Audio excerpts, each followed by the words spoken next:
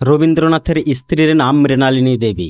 মৃণালিনী দেবীর আসল নাম ছিল ভবতারিণী রায়চৌধুরী। রবীন্দ্রনাথের সঙ্গে তাঁর বিয়ে হলে ঠাকুরবাড়ির সদস্যরা তাঁর নাম চেঞ্জ করে মৃণালিনী রাখেন, এই জন্য যে ভবতারিণী নামটা ঠাকুরবাড়ির স্ট্যাটাসের সঙ্গে মানানসই নয়।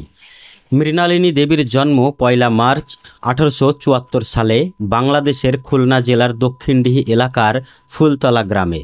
বাবার নাম বেণীমাধব রায়চৌধুরী এবং মায়ের নাম দক্ষিণায়নী রায়চৌধুরী। মৃণালিনী দেবী গ্রামের বিদ্যালয়ে প্রথম শ্রেণী পর্যন্ত পড়াশোনা করেছিলেন। 1883 সালের 9 ডিসেম্বর 9 বছর বয়সে মৃণালিনী দেবীর বিয়ে হয়। রবীন্দ্রনাথের তখন বয়স ছিল 22 বছর। মৃণালিনী দেবীর গর্ভে 5টি সন্তানের জন্ম হয়। 1902 সালের 23 নভেম্বর 28 বছর বয়সে তিনি মারা যান। চিকিৎসকেরা তাঁর রোগ নির্ণয় করতে পারেননি, এজন্য অজানাই থেকে গেছে এত অল্প বয়সে তাঁর মৃত্যুর কারণ।